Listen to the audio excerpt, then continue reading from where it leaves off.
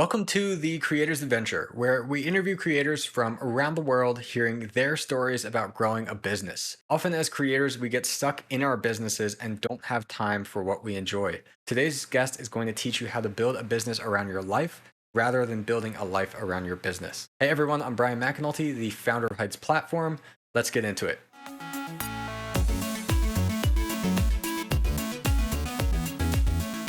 Hey everyone, we're here today with the Real Jason Duncan. He is a best-selling author, TEDx speaker, podcaster, and coach on a mission to help 100,000 entrepreneurs find true success and balance. With over a decade of experience as the founder of one of America's fastest-growing privately held companies, Jason knows what it takes to build a profitable business in under 10 hours a week. His proven method, Exit Without Exiting, is all about breaking free from the daily grind of business operations so that you can focus on what truly matters in life. Jason, welcome to the show. Brian, thanks for having me, man. Yeah, of course.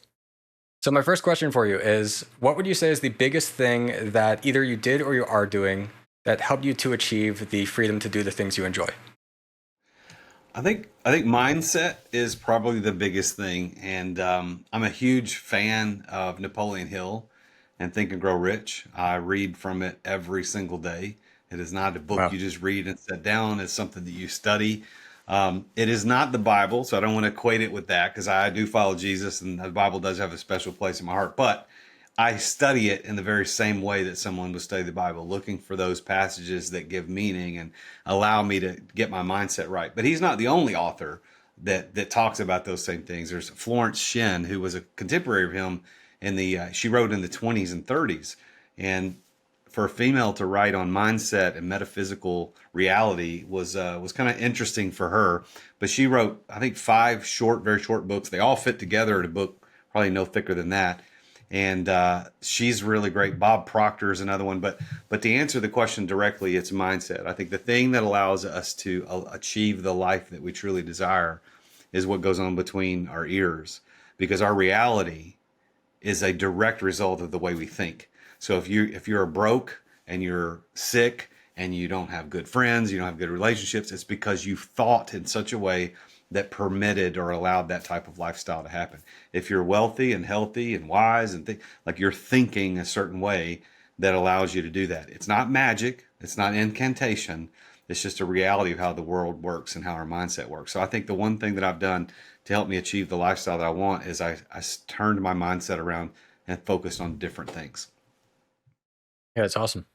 All right. Well, can you share a little bit of your personal journey of transitioning from being an unemployed school teacher to now building multi-million dollar businesses?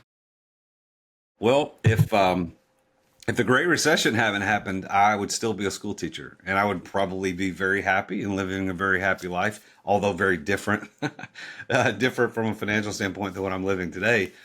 But I was in my fourth year of school teaching, and I was the third year in this particular district. And my principal Mhm. came to me and he said, "Hey, we need to talk." And I said, "Okay, that doesn't sound good." And he goes, "Well, the bad news is I've got to cut some teaching positions from the books for next year. And the worst news is that you don't have tenure. You're the last guy hired. I know you're the best teacher we've got in this subject area in the whole county. You're a great teacher, but that's just the decision. That's how I got to make that decision." And that conversation changed my life because I knew I wasn't going to be able to be back in the school room, the school building the following year. And I had to make a decision about what I wanted to do next. And so I thought about going and getting a corporate job in sales because I was actually pretty good at sales, had a history in sales, but I just thought I could do better and wanted more. So I said, I'm going to do this business thing. And I gave myself until August the 15th of that year. I think it was 2011. I'd started a company with a friend of mine a year prior to that, but it was just for fun. It wasn't intended to make any money. It was kind of like a side hustle, but not even that serious. And so I said, all right, if I'm not going to come back and teach, I'm going to give myself to August the 15th to make some money at this business. And the reason I picked that date is that was the last day that I was going to get paid from the state of Tennessee as a school Mhm. teacher. And on August the 12th, I closed a huge deal with a hospital. and never looked back. Like it was like, my path as an entrepreneur was now carved, and I was heading in the right direction. So that was the true story of my transition as an unemployed school teacher into millionaire entrepreneur, starter of companies, founder of companies, and now business coach, author, etc. Awesome. All right. So I want to talk about work-life balance. It seems like this is something that you're pretty passionate about, and it's a common struggle for many entrepreneurs. So how did you build a profitable business while being able to work under 20 hours a week? What's your thoughts over like work-life balance in general, and like what strategies or tips would you share with people? So I believe like, I believe a lot of people probably agree with me, but we don't talk about it a lot. And that's that work-life balance is BS. Like it is not. I did a podcast I did an episode on my show just recently called Work-Life Balance Debunked. And I wanted to talk about this idea of balance. And I used this metal ruler that, for those of you that are watching this, you can see, and I'm going to balance it right here on my microphone. And so if you could see this right now at the 6 inch mark on this 1 foot metal ruler in the middle, like, my microphone, it balances it. Well, if we talk about work life balance, that indicates, it insinuates, and our vocabulary actually means something. So when we say the wrong words, we get the wrong reaction. If we say work life balance, it means that we've got something that's balanced with work on one side and life on the other. And so what ends up happening is, as you can see, I know you're watching this, Brian, but if your listeners are watching this on YouTube or wherever this is posted later, Yep. if work is one side and then life is the other, all right, so you work, you spend more time with that than you do anything else. And then when it's time to go spend time on life, you run up to the other side and then it tips. And then work starts falling apart. So you got to run back up the other side. And we can't, and so the idea is, hey, if we could just get it balanced where we're spending the same amount of energy, time, and effort in life as we are in work, then life is going to be great. Well, actually, no, it's not, because it will continue to be this seesaw back and forth, back and forth. So what I believe in is that life is the teeter-totter, that life is the ruler, and that we have to balance everything on life.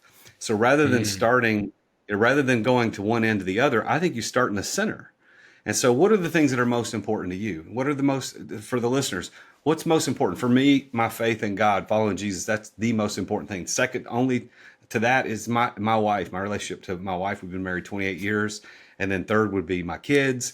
And then maybe fourth would be community, extended family. And then somewhere in there is my business and my clients. I mean, those, but rather than building it as a list of things where I'm going to put work on one side, life on the other, I build in concentric circles out from the center. So everything I do reverberates from the center of who I am. So when I do a podcast, when I have a coaching client, when I speak on a stage somewhere, if I write a book, the center of who I am is my faith and my life with my wife. Like that's where everything starts and it builds out from there. And if you do that physically on a teeter-totter, if you build out from the center in equal concentric circles, your life is always balanced. But if you go, well, I'm only going to work on work for a while. Who cares about my wife? If she's not with me, I'll divorce her. I'll let her go. Or I don't care about my faith for a while. I got to build my business. Well, you're building to one direction. You can never be balanced that way. So I'm on a mission to help 100,000 entrepreneurs achieve true success and balance. And that's what I mean by balance. Yeah, I like that. That's a really excellent analogy and great way to put it.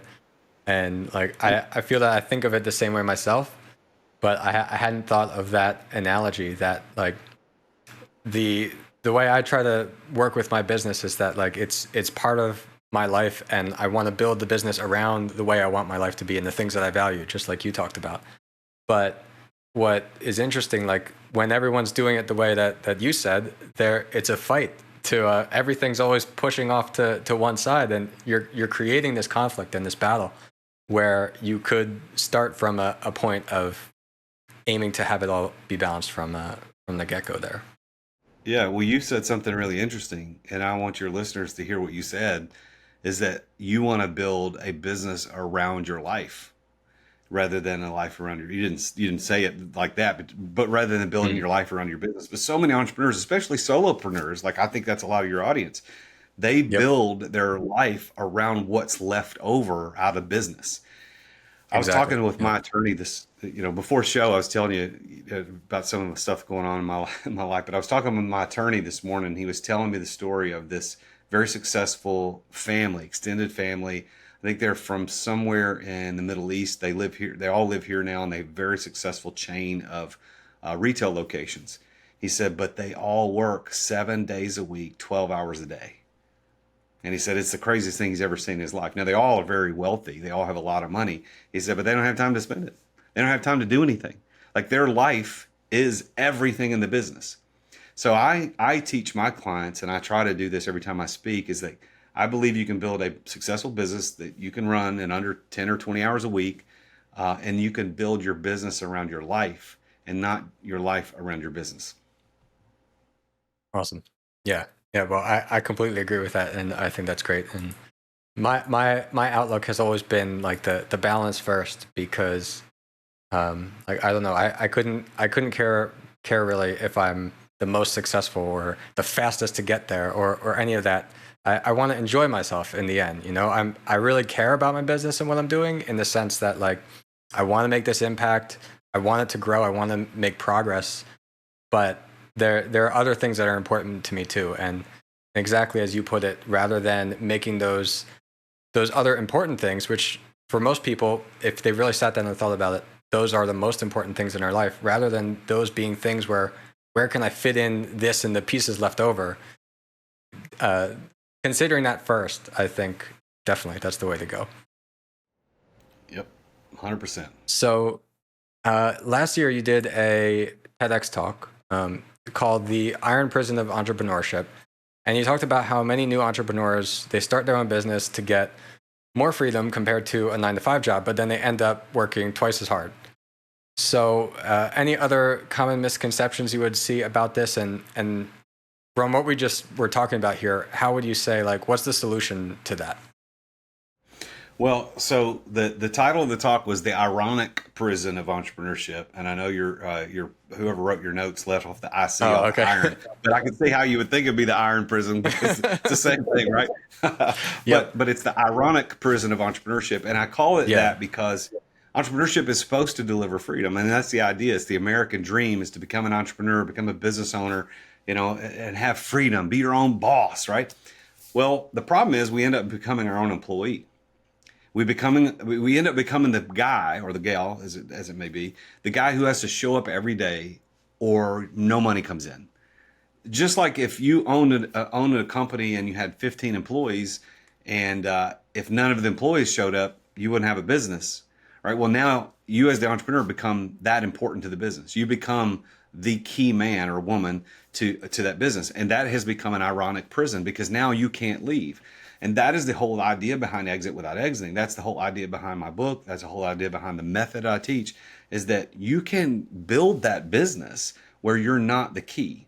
And there's so many layers to this that I talk about, but I'll give you one little layer of it. Think about this. Like, if you owned a company that had 15 employees and you're the key guy, you don't show up, money doesn't come in, accounts start dwindling, new revenue is out, profits go down. If you're that important to your business, you have something I call the hero syndrome. And the hero syndrome means I'm the hero. I've got to put on the cape. I got to swoop in. I got to save the day. And it makes me feel good, right? It makes me feel good that I'm that important that I can show up and make it all work.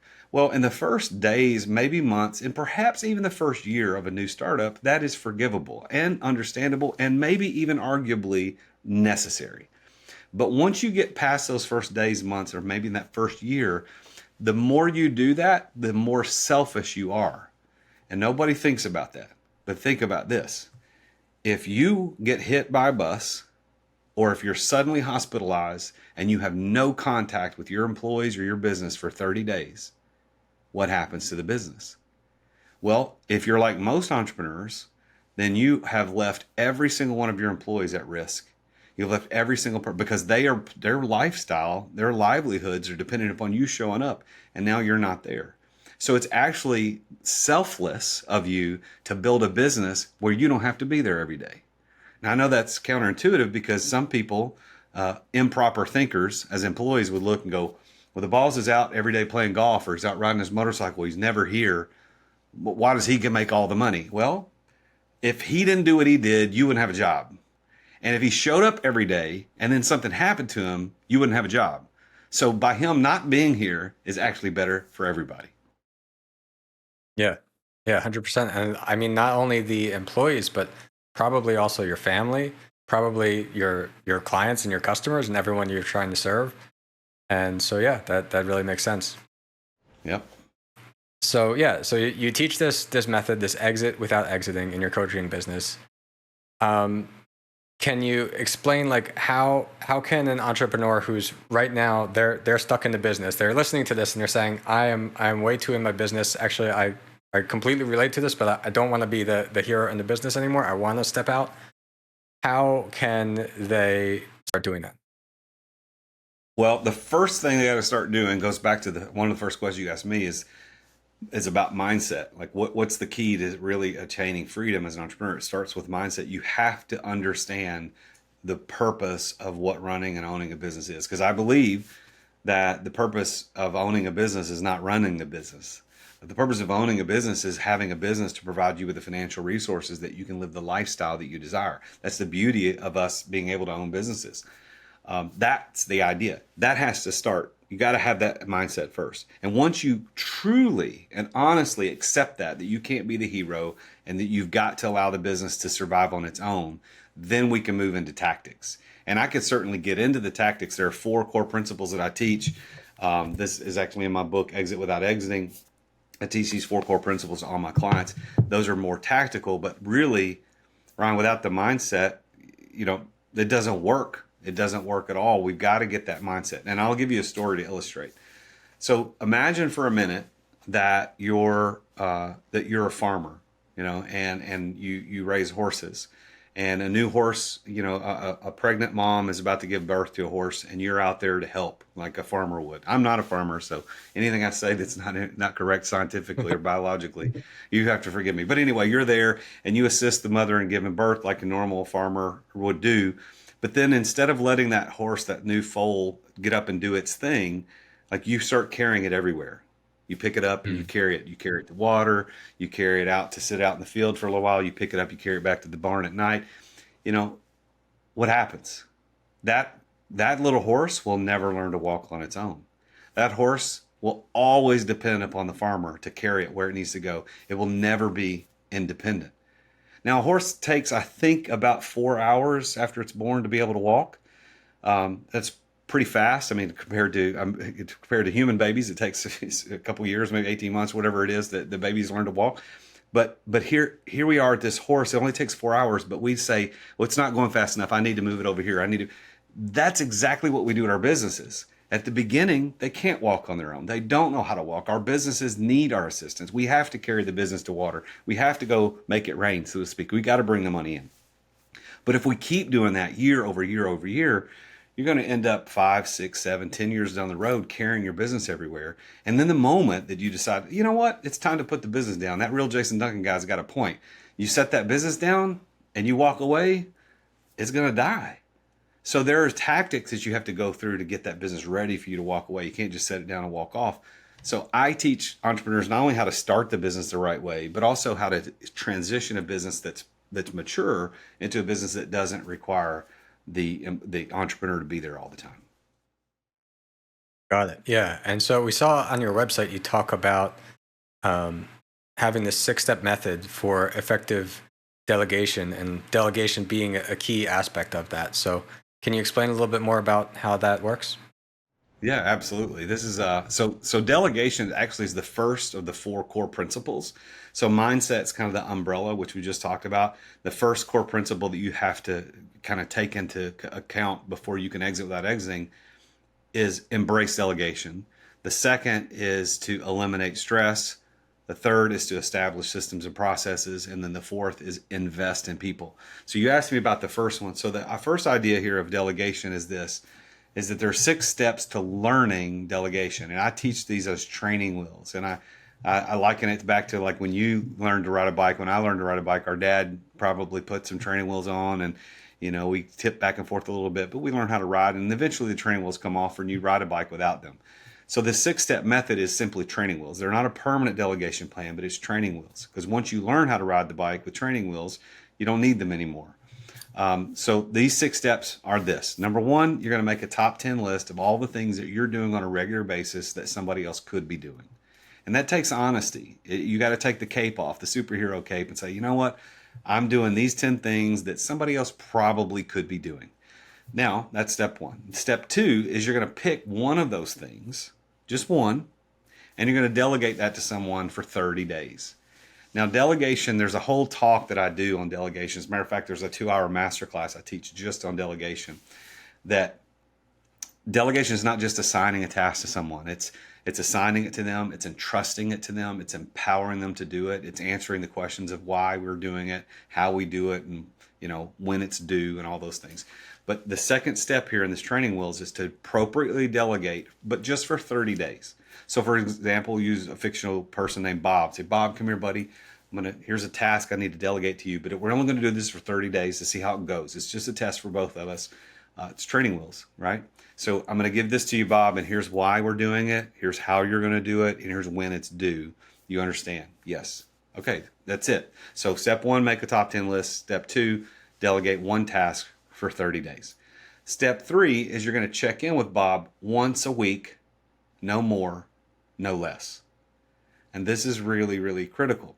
So what you'll tell Bob is you say, hey, Bob, I've got this task. You delegated appropriately. And you say, we're only going to meet on Thursdays at 9 o'clock in the morning or whatever day you choose. And I'm going to check in, just see how things are going. You ask me questions, whatever, we're good.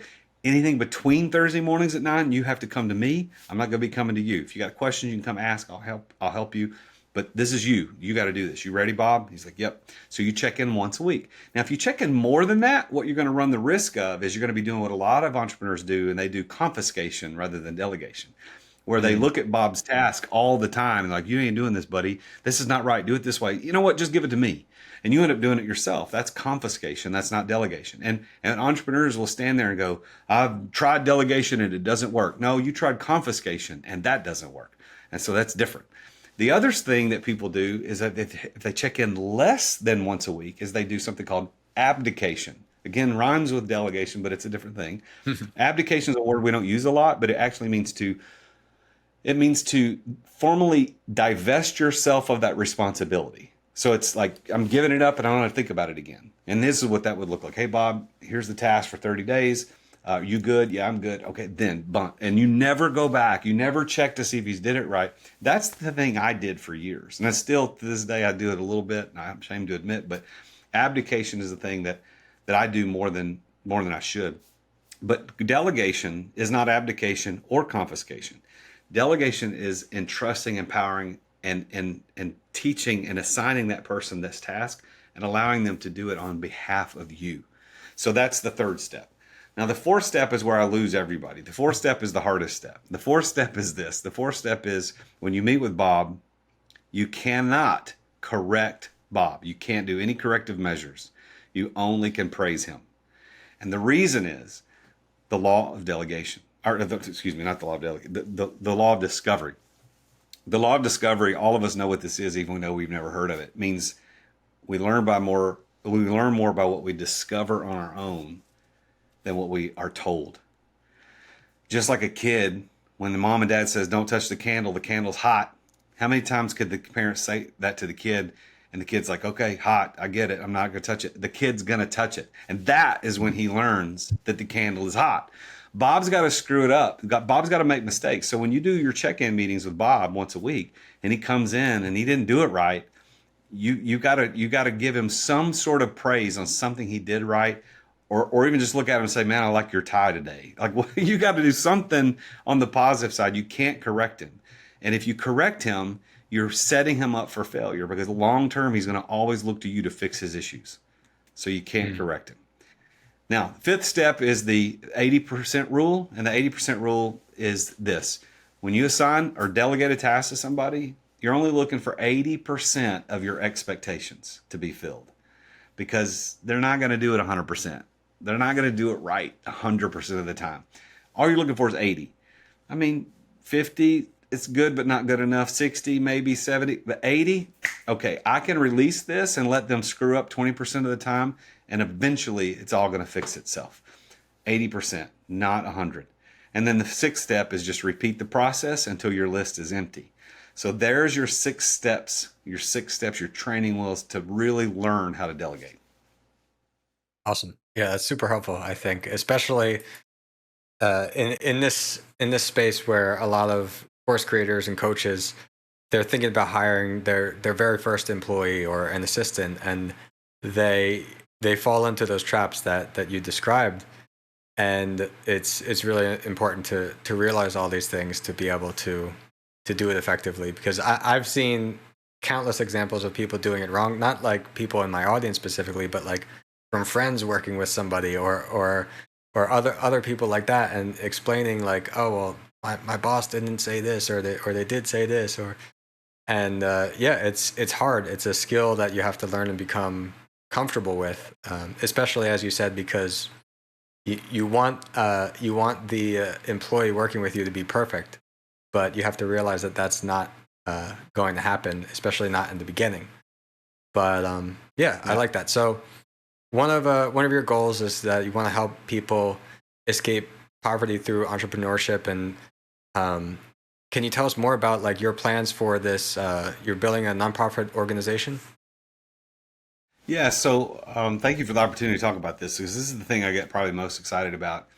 Is I run a mastermind group called the Exeter Club, and it's designed for entrepreneurs who are ready to do the things we just talked about. They're ready to figure that out, and they want to walk alongside other entrepreneurs who are doing the same thing at a high level, and we all get there together. That's the idea of a mastermind. So I run this mastermind, and we have 3 goals as a mastermind. Number one is to help everybody live the exit lifestyle as soon as possible, which is everything we've been talking about leads to the exit lifestyle, where we're not running a business full time.